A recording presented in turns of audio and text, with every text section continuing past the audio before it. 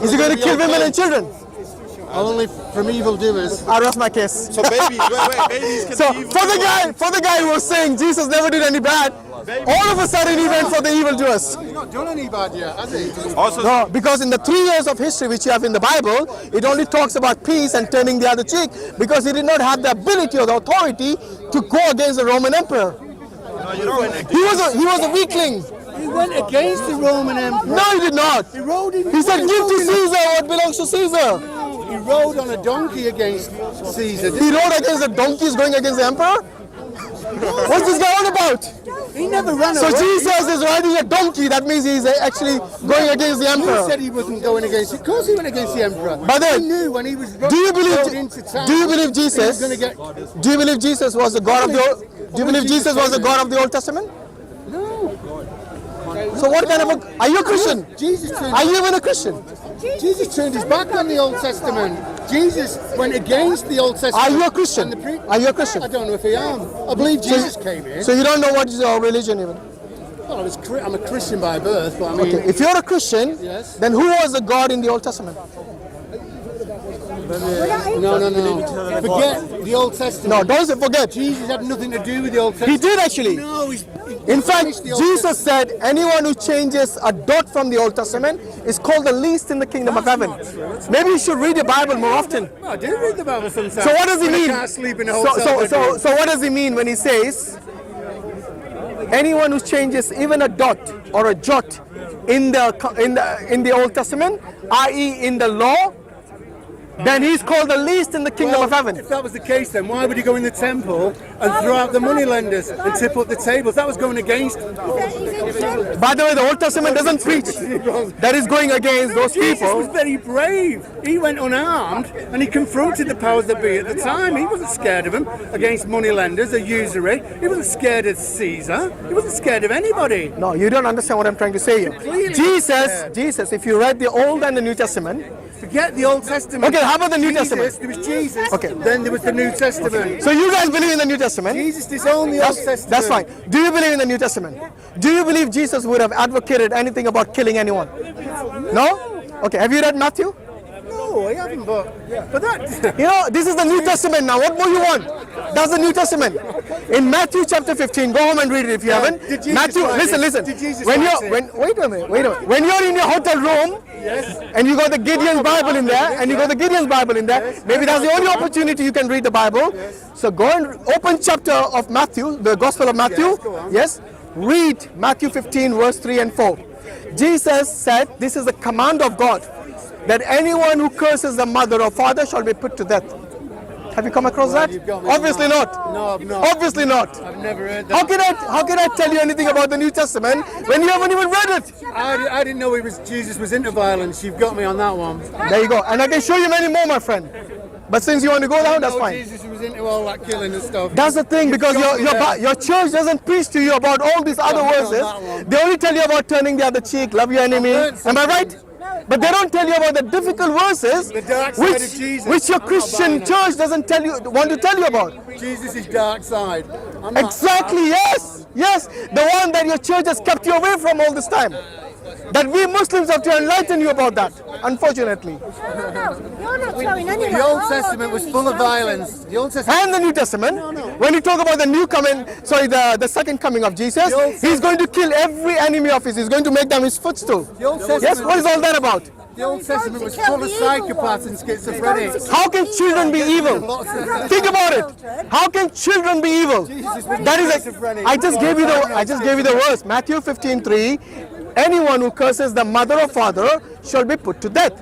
That is the children who are going to be put to death. Jesus is one of your prophets. I don't know. Matthew 15:3 and 4. Read it for him. Right. My one, I don't know the translation, but it says, What does it say? Go on, read it aloud. for God commanded, so he's talking to the Pharisees, for God commanded, honour your father and your mother, and whoever reviles father or mother must surely die. There you go. Wow, there you go. Then. There you go. Must surely die means how? How will they die? Yes.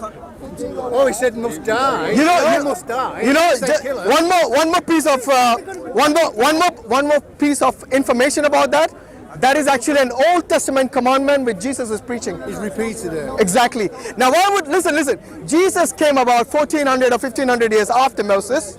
why would he be preaching? Why would he preaching such violence against the children Well, I don't know the context. in the New Testament? You tell me. He could be quoting. Yeah, why would he be quoting? I don't know. Everybody quotes people. You know what he says? He doesn't only quote it, he says this is the command of God. It's not a parable, by the way. It's not something that is just some sort of a metaphoric He's term. quoting God then, isn't he? I don't You see, he quoting God because he himself. Or is he quoting one of the prophets from No. the He's quoting. He says it's a command of God, not a command of a prophet. A command of God means what? I'd have to read a little bit. Read it. Read the whole thing for it. Can you read it from verse 1 so he doesn't say I'm taking it out of context? No, you're 99% right, but he doesn't say. What did he say? Well, it depends which verse, which version of the Bible you read, my friend. No. I'll tell you what. Look, by the way, which version is that? Which version is the one you read? ESV. Let's read from NIV. By the way, that's English Standard Version. I'll read it from New International Version, which is also quite common. And if you can find it in your hotel room in the Gideons, I'm pretty sure it'll be the similar thing. So this is Matthew chapter 3. Sorry, yeah, Matthew chapter 15, verse 3 and 4.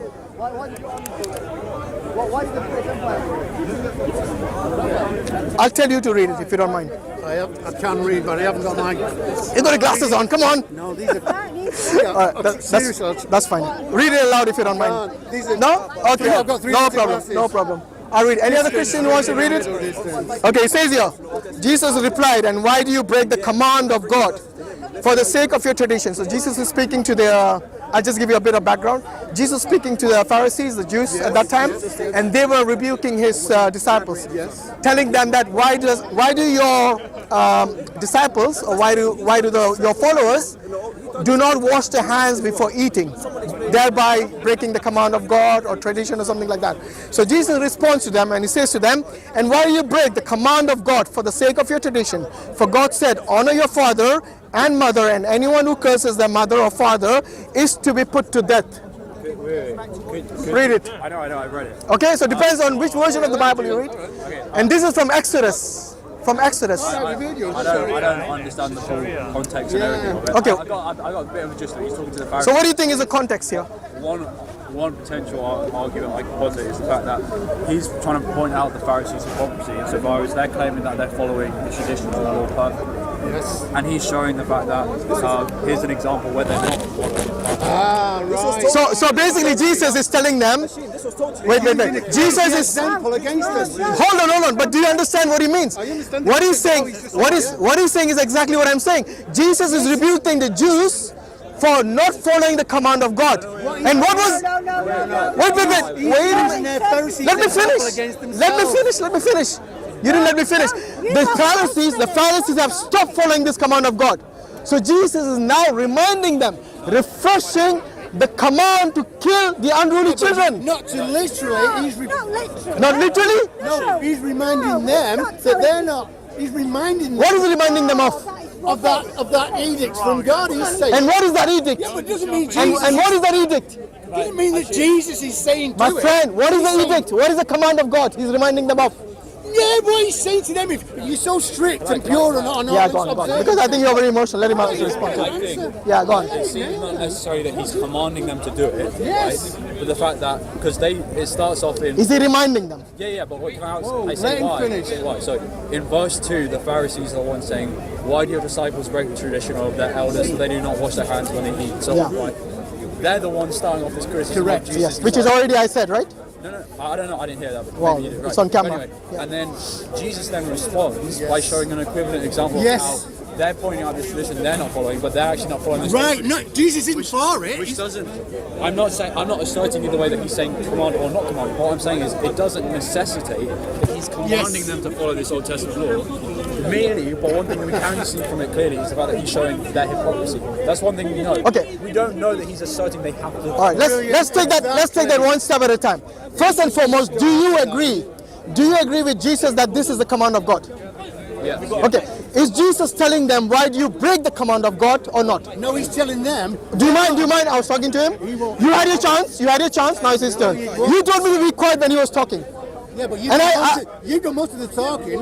If you went to Spain for a holiday, you come back with sunburnt tongue. My friend, you didn't even know the context of this. Let the people who know the context speak, please. You've done the most talking. With all due respect. We are not so what I'm saying is that, did Jesus remind them this is the command of God? Okay. Why would Jesus remind them this is the command of God if it wasn't even applicable?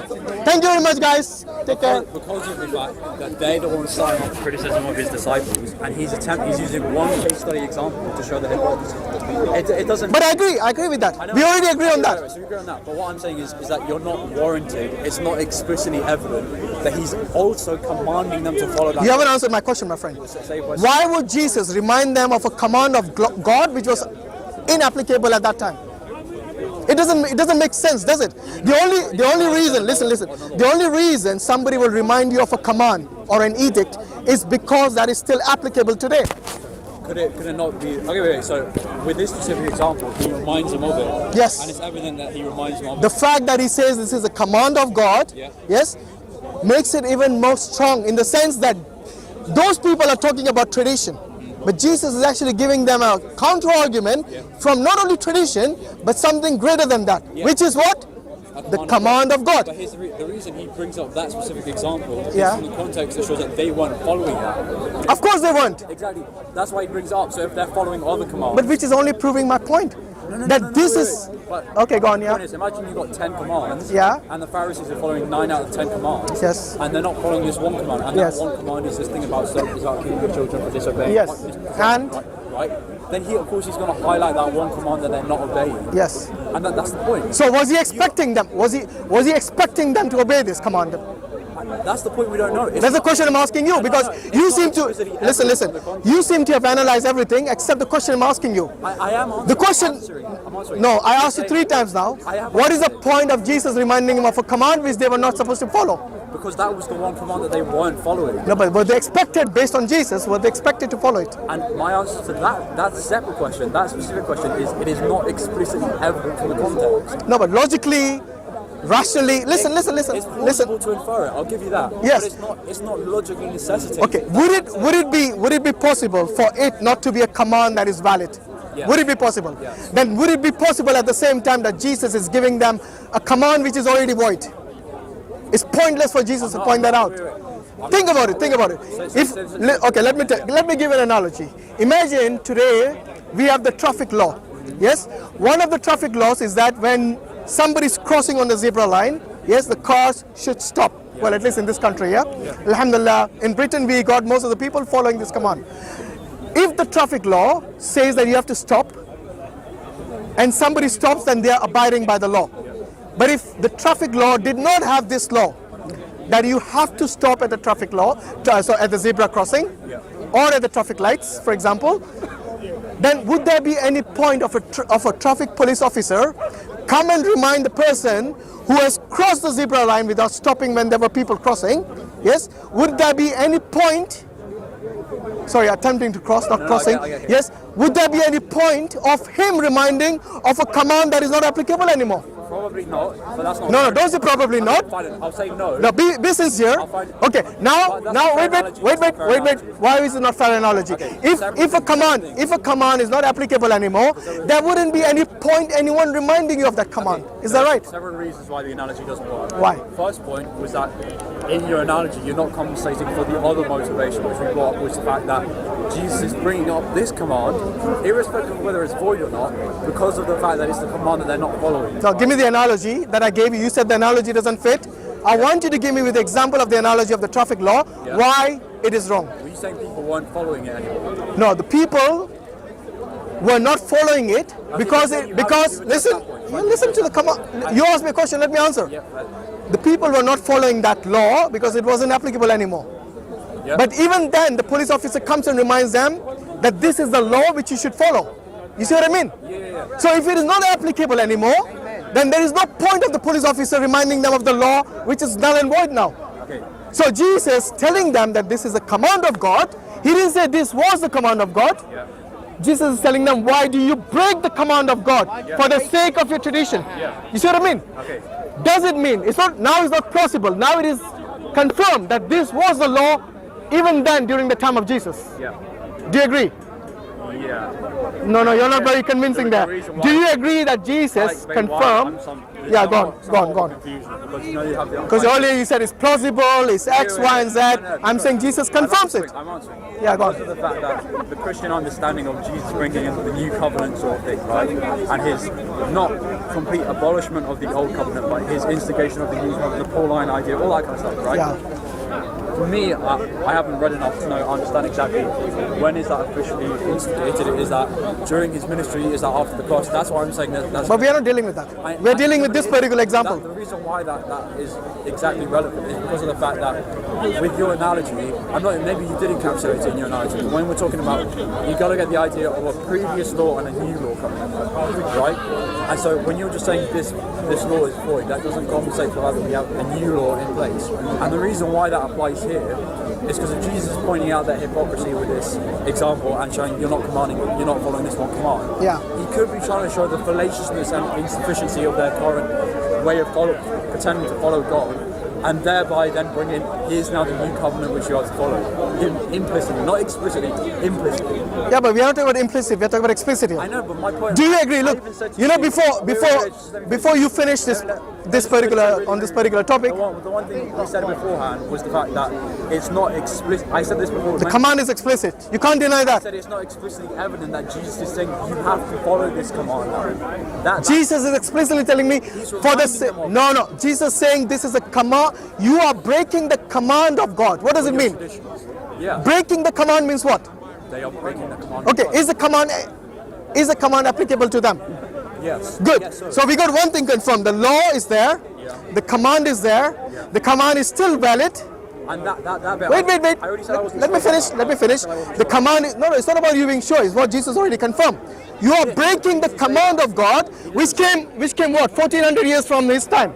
But he didn't say what you just said now. No. He said you're breaking the command of God is there. Yeah, but you just extrapolated it extra. What did extrapolate from that? He said that the law is still 100% relevant right now, right? And I said that he didn't say that a lot. But isn't that inferred already? Can I just clarify? I think I agree with you, but because I don't know fully about it when the new covenant and all that kind of stuff is instigated, I don't know. By the way, the new covenant doesn't mean the old covenant is no more valid. I know, but I'm saying...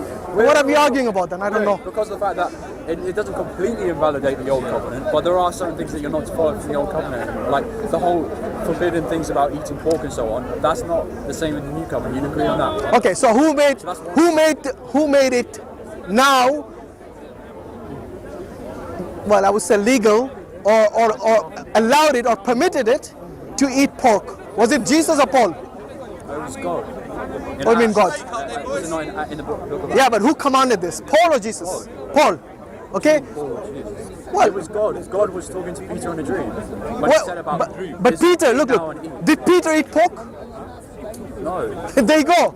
What were you missing? I'm saying that what am I missing? Said it is now clean for you to eat it. Go out, kill and eat. Okay.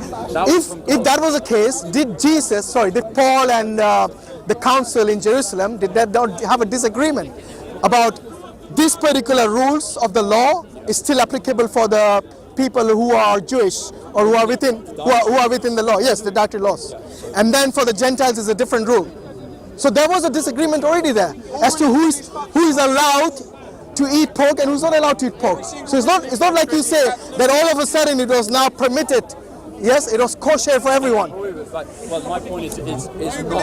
I don't know. Maybe it is clear, but I haven't looked into it. But I don't know when this new change comes in. Okay, so that is one thing we have clarified. The other thing is about circumcision. Another thing from the time of Abraham. Yes. What did God? What is the covenant that God established with Abraham with regards to circumcision? Well, he says perform circumcision. In a nutshell, perform circumcision as a sign of our covenant between you, and I will a covenant. Generations for a covenant until the end of times. Okay. Yes. The end of time hasn't come yet, right? So was this covenant broken by Paul or not? Again, all I'm saying is I don't know enough about this. Because Paul said, I'm sure you have read about this. I've read about it, but Paul said, was Jesus circumcised in the flesh? I believe so, yeah. You believe so? Well, he was definitely. You should read the book. It's in the New Testament. Yep. Was Abraham circumcised in the flesh? Yeah. were his children circumcised in the flesh? Yes. Were all the people of his progeny now had this covenant, had to abide by the covenant of being circumcised in the flesh? So who gave Paul the authority to change this covenant, which according to God Almighty was to last until the end of time? Again, I said one. I said I don't know the specific context of it. Secondly, we're now deviating away from the specific. No, it's still about the command of God. No. Because what we were talking about was the fact that I'm saying it's not clear when the new covenant gets instigated or not. Right? No, Jesus That's said. The only reason I brought that Jesus up. said anyone who changes even a jot from the command, from the law, is called what? Least in the kingdom of Finish it. Least in the kingdom of God. Yeah. Exactly. Guess who that was? Paul. Okay. One of the perfect examples of the early Christians who changed this law, which according to Jesus, even a jot, forget about an entire law like circumcision, which people changed, was Paul. And Paul is the one that the Christians today are following, unfortunately, not Jesus Christ. Okay? So anyone who says, there's no separate debate, my friend. Look, The only reason I you know, when you came into the discussion, we were talking about the law, which was of the Old Testament. I didn't So know that. that's why you came in the middle of the conversation. Yes, that's why I'm telling you, I'm still on the same topic. I did not change the topic. The topic is still the same. The command of God, which Jesus was referring to in Matthew 15, was also from Exodus, from the Old Testament.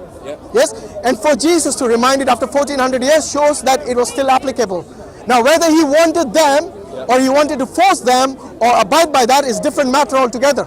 The fact that he acknowledges this is a command of God and they are breaking it, i.e. the Jews, shows that he expects them not to break it and not to be hypocrites like the way you addressed earlier. I'd argue that the emphasis is on the hypocrisy rather than the It's both, my friend. The emphasis is on I don't think both. it's necessarily both, because the fact is, The command of God is clearly emphasized there. You can't deny that. He reminds them of the command of God to illustrate the fact that they're being hypocritical, but the emphasis is on their hypocrisy, and he's showing their hypocrisy so that potentially they can see a different. Why can't it be both? What do you mean? I'm not saying it can't be both. I'm not asserting it. Can it be other than both? I believe so. Yes. How? Give me another example. So I've showed you that they're hypocrites. Yes, I agree with you there. Yeah. So one, we don't have to argue about something we both agree upon. Yeah. So Jesus wanted to expose them as hypocrites. Yeah. Clear. Yeah. We both agree upon that. Yeah. The bit that we don't agree, or at least you don't agree, is that I'm saying this is a command of God which is reminding them of, because he clearly says you are breaking the command of God for the sake of your tradition. Now this is in response to them making the same claim for the disciples, that they do not wash their hands before eating. So they are also guilty, the disciples, but Jesus is now rebuking them that they are hypocrites, which we already agree, yes, for doing this, i.e. he's reminding them of what they are breaking, which is the command of God. Okay, right. Here's the thing. If Jesus is allowing his disciples to do this, right, and he's showing that the Pharisees are hypocritical for criticizing them, then surely he would allow the Pharisees no longer to be following the exact old covenant system. Do you understand what I'm saying? So if the issue is that the Pharisees are criticizing the disciples for something, We already agree on that, bro. right. But We the already issue- know that the issue- Jesus calls them hypocrites. That's fine. There's nothing wrong in The that. fact is that the disciples are not following this Yes. law of Yes. washing their hands, Yes. right? Then surely that shows that Jesus is showing you no longer have to adhere to this anymore. Surely that shows that. But Jesus wasn't rebuking his disciples, was he? Exactly, he wasn't rebuking his. So let's talk about whom he was actually rebuking. No, but that's the point. But we already agree that Jesus was trying to show the Exactly, hypocrisy. that's the key point. The fact that he's not rebuking his disciples for breaking the law, but he is rebuking the Pharisees for breaking the law, shows that it's not the law that is the problem here, it's the fact that they're being hypocritical about It's it. not the law. That's the problem. So in other passages, when Jesus clearly tells you the importance of no, you have to take it all into context. No, but you have to take it in context. I'm sorry, you cannot isolate. This is what the Christians tell me. Do not take things out of context. I'm putting no. So the context is what? When Jesus says I think in the book of Matthew again, that anyone who breaks the command or anyone who breaks the law and even the jot is the least in the kingdom of heaven. Are you taking that into consideration? Wait, what is that Matthew 5? Or It's in the book of Matthew. I don't know exactly where, but it's five. Yeah, it's in Matthew 5:20. right, And he will say, wasn't that referring back to the Beatitudes? No, it's talking about the command of the law, which is the Old Testament law. So whenever you hear about the scripture or the law, it's always talking about the Old Testament because the New Testament didn't exist in its time. It cannot be referring to the New Testament. He gives out all the, okay, right. He gives out the Beatitudes, right? He gives out his commands about being salt and light. And then afterwards, do you not think I've not come to abolish the law of the prophets? I've not come to... Okay, yeah, no, fair. I think it is... Read it aloud so we can hear it. Okay. Do not think that I have come to abolish the law or prophets. I have not come to abolish them, but to fulfill them. For truly I say to you, until heaven and earth pass away, not an iota, not a dot will pass away from the law until all is accomplished. But there is Read the next one. Therefore, whoever relaxes one of the least of these commandments and teaches others to do so will be called least in the kingdom of heaven. But whoever does them and teaches them will be called great in the kingdom of heaven. There you For go. I tell you, unless your righteousness exceeds that of the scribes and Pharisees, you will never enter the kingdom of heaven. The righteous. Read the last bit again. For I tell you, unless your righteousness exceeds that of the scribes and Pharisees, you will never enter the kingdom of heaven. What does that tell you? That's on the law. The righteousness is the I don't law. know. What do you understand by the righteousness of the Pharisees? They break the laws. No, don't give him clues. He can think it out himself. Well, as in, if I don't know how to phrase it other than My friend, already said. are the Pharisees even righteous? No. So why is Jesus calling them? You have to exceed the righteousness of the Pharisees. Right. That puts a spanner in the works, isn't it? So I honestly, I don't understand what you're trying to say. You have to understand what the Bible is trying to tell you, not me. No, but you're bringing up a specific point. I just asked you to read it again, that's all. Okay, it says, for I tell you, unless your righteousness exceeds that of the scribes and Pharisees, you will never enter the kingdom of heaven. Okay, what do you understand by that? Not my words, Literally not my what it words. says, literally what it Which is says. what? Unless your righteousness is greater than the Okay. scribes and Pharisees. Do or did the Pharisees have any righteousness? It depends how you define righteousness. Same context. Yeah, probably to an extent. Yeah. Okay. So But the one right with if God the is all Pharisees, righteous. if the Pharisees, according to Jesus, were righteous, Yeah. yes, what does that mean? Wait. What does it mean? Wait. He doesn't say in this bit the Pharisees are righteous. He says the righteousness of the Pharisees. Yeah. Right. Which Well, is, same thing. It's not necessarily the same thing because saying that this person is declared righteous is like an 100% definitive claim about their status in relation to God. Right? They're declared righteous from God. Saying someone's I don't think it's 100%. Righteousness doesn't need to be 100%. Exactly. That's the point. But when you say righteous, Yeah. that is an insinuation of totality. Whereas righteous. No, not necessarily. Righteous, look, righteous just means righteous. It means you abide by God's law. It doesn't mean that you have to follow every 613 commands to the letter. Okay? It just means that as long as you are sincere and you try to the best of your ability to follow the commands and the laws of God, then you are considered righteous. But hold on, the point here is that you have to exceed the righteousness of the Pharisees. But if the Pharisees' righteousness was way down there, all you have to do is just maybe one step more or something like that. But again, I'm saying you're not potentially understanding what is meant by righteousness. Okay, fair enough. Look, what I'm saying is that based on what you read previous to, ignore about the Pharisees now, Jesus is telling not to break even a jot, yes, or a tittle. And this is what I'm trying to tell you, that Jesus is commanding the very people he's preaching to, yes, to abide by the law of the Old Testament. This is after how many years? 1400 years after Moses. Yes?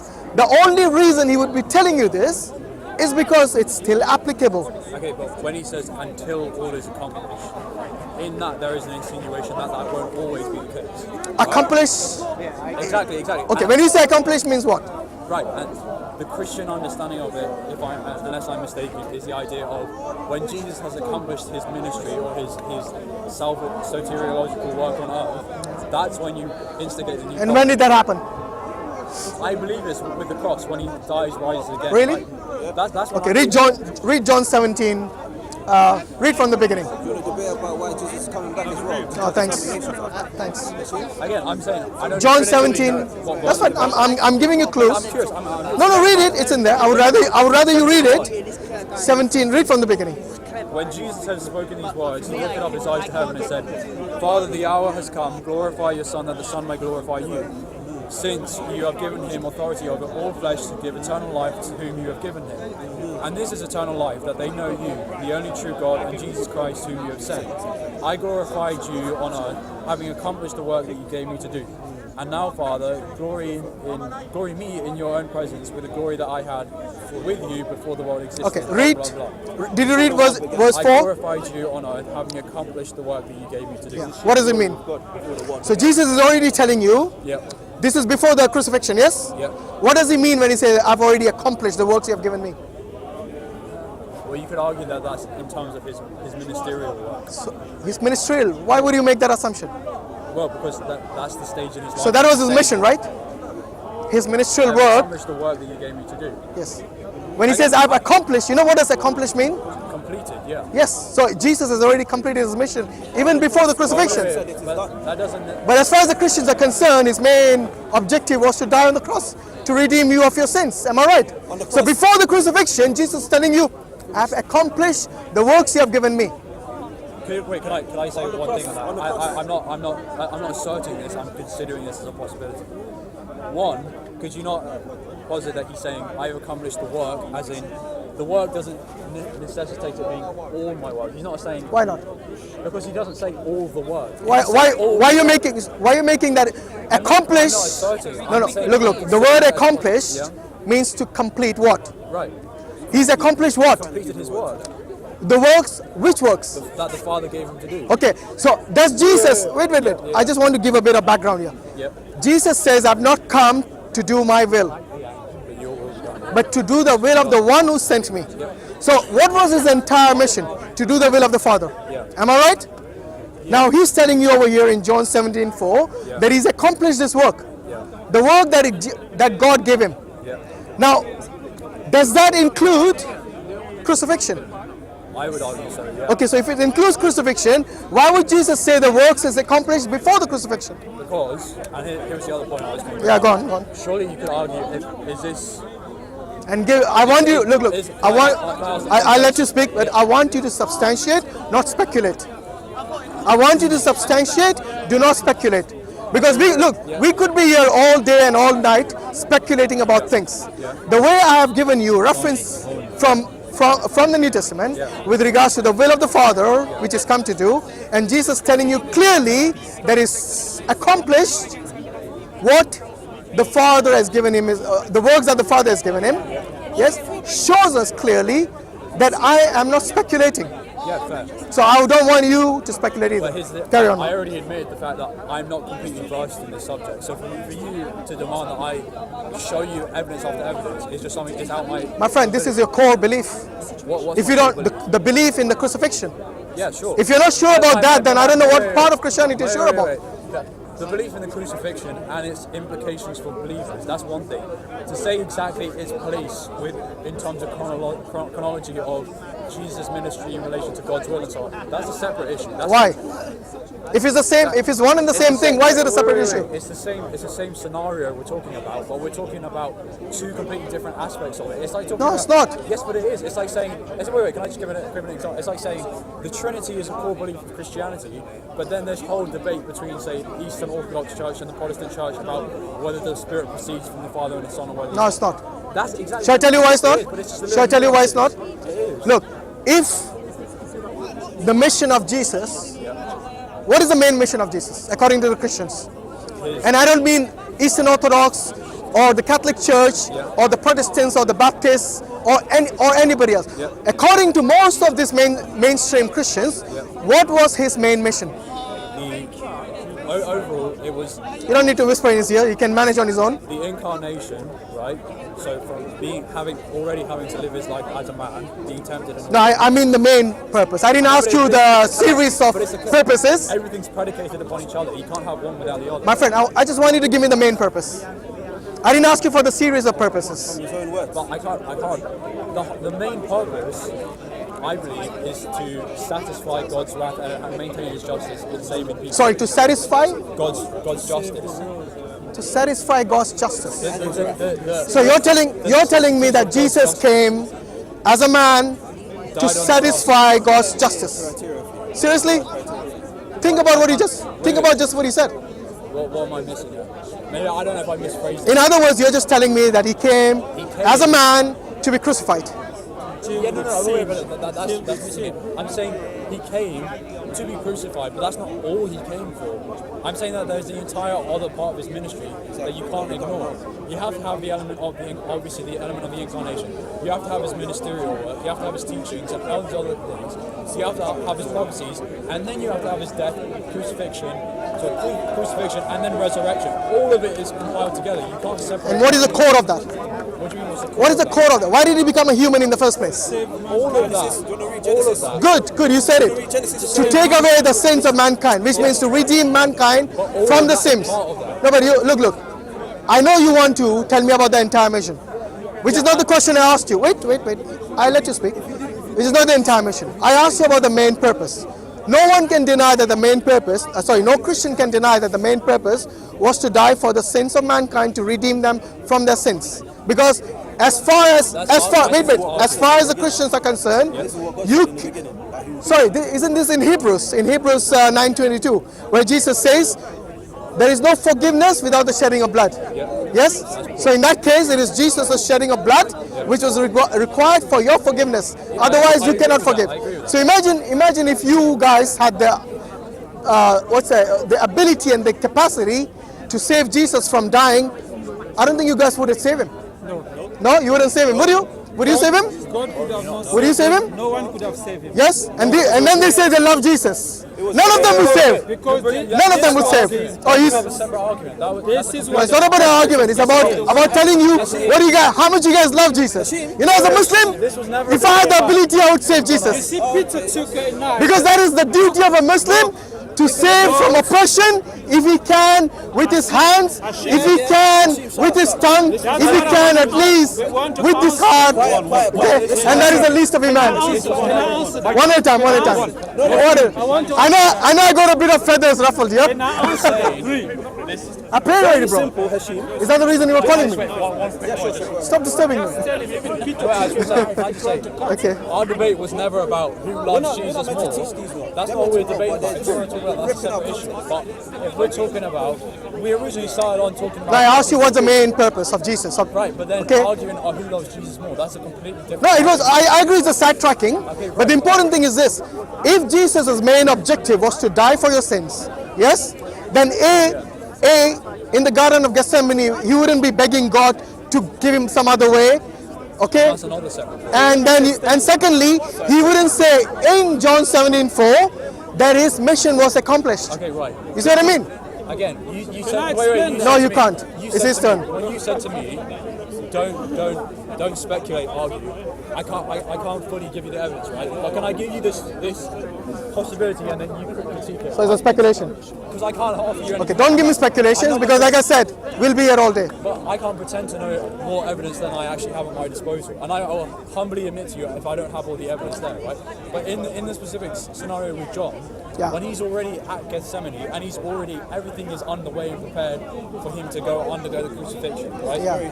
Judas has already gone off to get the guards, the centurions, all these other kind of things, right? Yeah. Everything is already in place for this to be his final mission to be accommodated. Yeah. Could you not argue from that perspective, it is accomplished because he's already set the motions in place to ensure? No, it's not accomplished. I'll tell you why not. Why not? Because accomplishment of a sacrifice is not without the sacrifice. So you're saying no one can die on behalf of another? You see, it is like Abraham saying, listen. It is like Abraham when he was commanded, according to the Bible, to go and sacrifice his son. Yeah. Yes, it is like Abraham saying, oh, the knife is here, the altar is here, okay, and my son is here. That's it. Mission accomplished. It's as ludicrous as that. He has to. The test was actually to sacrifice a son, and in that attempt, because by the time he was attempting to sacrifice, he had already made up his mind that he's going to literally sacrifice his son. Yes? But God obviously doesn't agree with human sacrifices, so he replaced or substituted that. You can shake your head, but it's clear. God substituted his son with a ram, with an animal, okay? And that is in Genesis if you don't believe it. Now, if you believe in a human sacrifice, and this is something God clearly rebuked the pagans of doing, that they burn their children, their sons and daughters to Baal, the false deity, the false god, yes?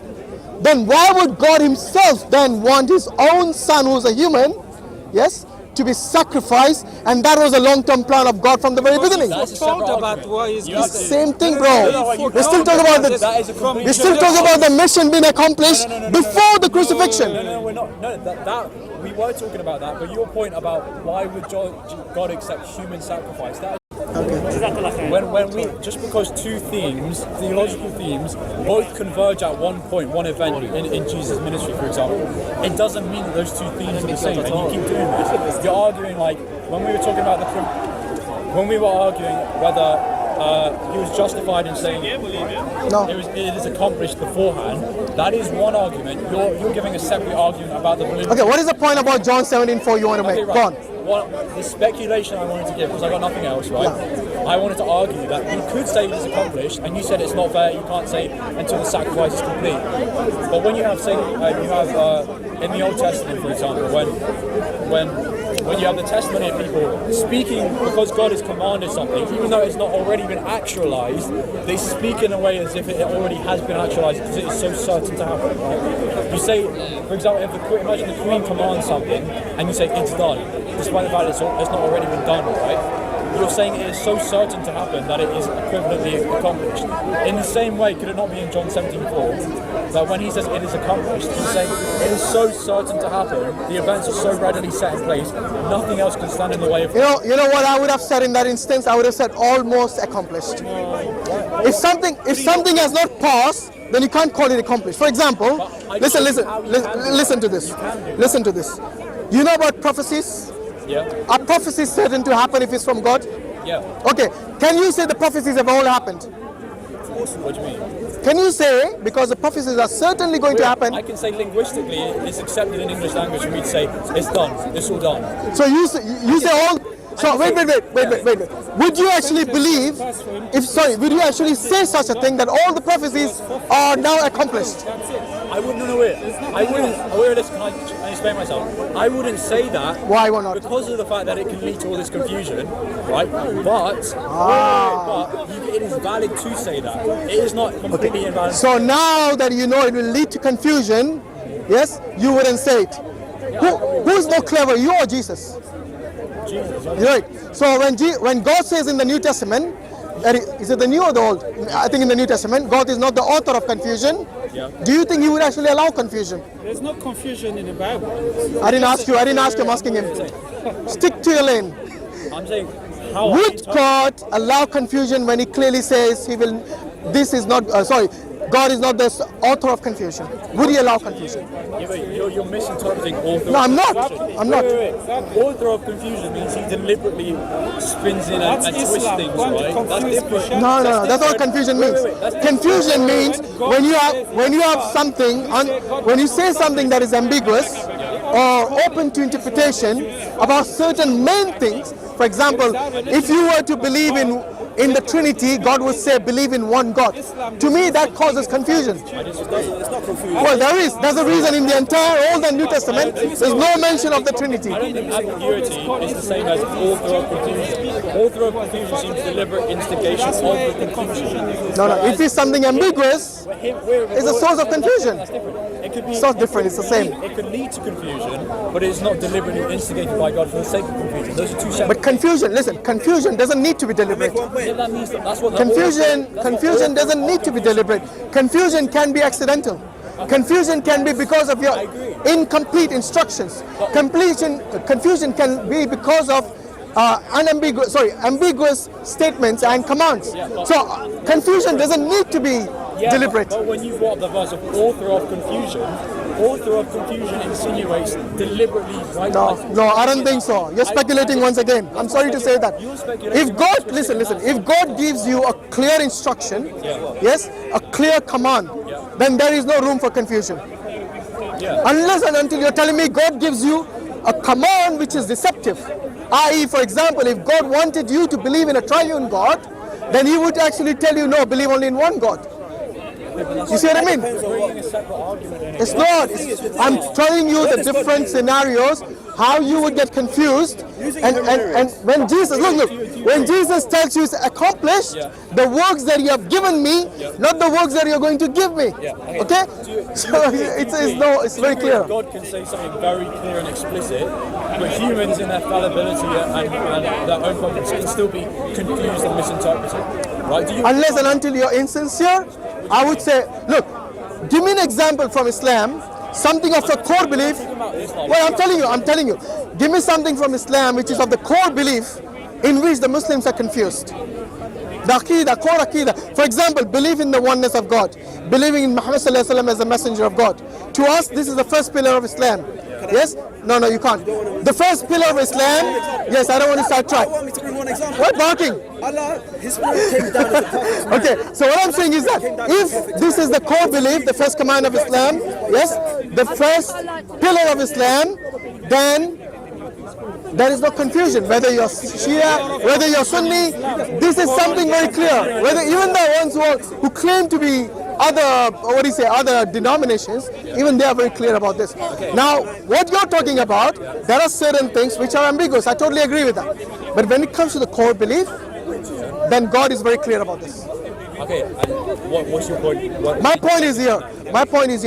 When Jesus said in John 17:4 that I have accomplished what my Father, what God has given me of His works, then it is very clear that at that point He actually meant that His mission is accomplished. No.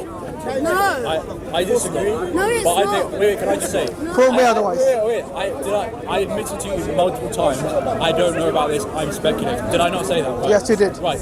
So I humbly think you've quote unquote beaten me in this argument. I'll accept that. No, it's not about beating. It's understanding each other. That's all. It's not about beating. But I appreciate your humility. I accept the fact you know more about it.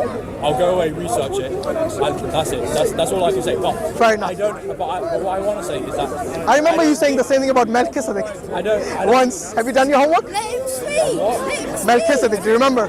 You said, I don't know much about it. I'm going to go and research The it. high priest man. This was like a few months ago, actually. I researched it and then I forgot it. Honestly, You forgot it again. Oh my God. I'm trying to juggle too much. But anyway, what I can Anyway, say no is, problem. I think that you have evidentially substantiated your argument, sorry. Yeah. But I don't think you've always demonstrated that it's logically necessitated certain times for A to mean B, for example. And that was where I had. You're talking about logic now. Yeah, Okay, but logically, even this makes sense. I'll tell you why. Because God in the Old Testament, He says the Son is not accountable for the sin of the Father, and the Father is not accountable for the sin of the Son. And he even goes further to say that the wickedest of the wicked, yes, if they ask for God's forgiveness, if they repent to God, yes, I'm paraphrasing here, with sincerity, then their wickedness will be forgotten as if it did not happen. It is like the slate has been wiped clean. You see what I mean? So God in the Old Testament has been telling you, and you know, in that entire passage, there's no mention of any sacrifices. Just speak now. That's one point. Okay? So what it tells us, what this tells us is that in the Old Testament and in the New Testament, there is a clear evidence that God is able to forgive sins. Muhammad. And if do you mind? It's very rude to interrupt when I'm talking to something. I'm not talking to you. I'm talking. That is the reason I don't talk to you, because you don't have respect.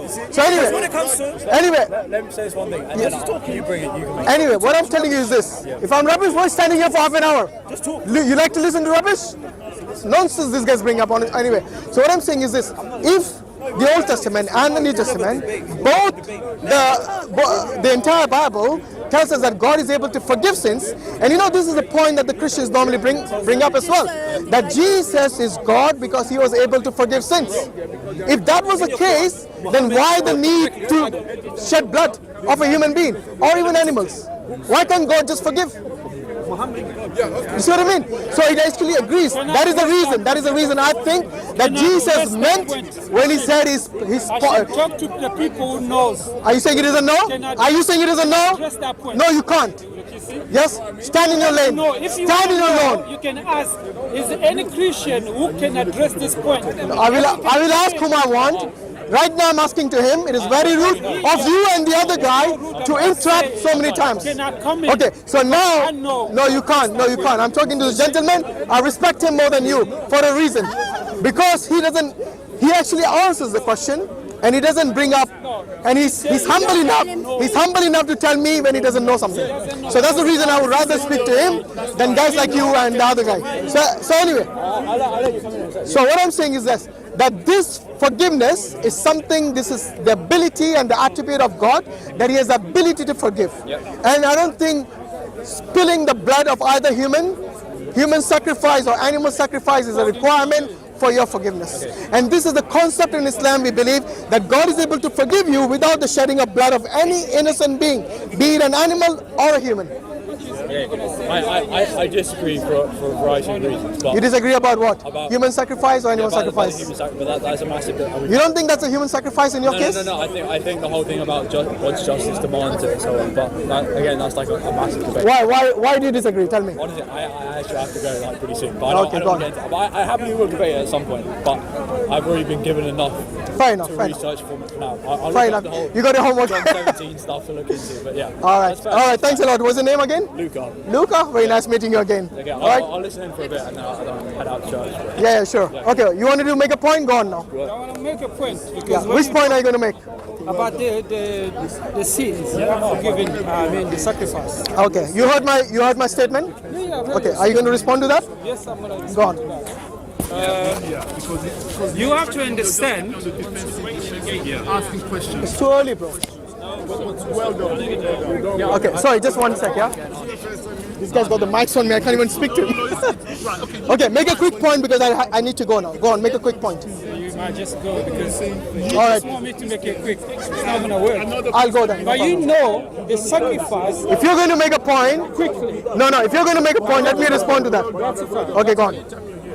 The only reason God does not lack the sacrifice of a human being, and that's clear. Does not lack.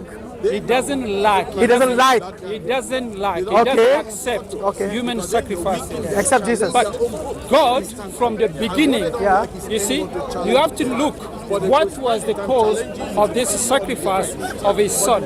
It goes back right to the beginning of the transgression of the law of God of Adam and Eve. Because as far as we know, humanity became mortal because of the transgression of the law of God from Adam and Eve. Man became mortal. What is the evidence for that? He was immortal. It is in Genesis. Show it to me. Okay. Where does it say God created them immortal? Where does it say that? Man was intended to be eternal. Where does it say that? Because when Show me in the Bible. 'Cause right now you're speculating. You got time to stay, or you wanna dash out? No, I have time for you to bring up the evidence. How long will it take? Give me. It's in Genesis. He's saying that man was created eternal and immortal from the very beginning. Has any Christian got evidence for that? Listen.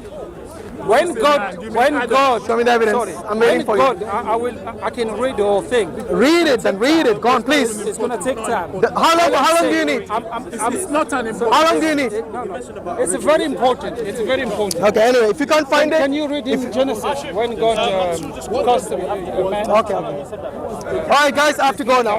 Thanks a lot. No, we're gonna read now. We're gonna read for you. You need to learn to respect. Listen. Put me on the topic. We don't believe human sacrifice.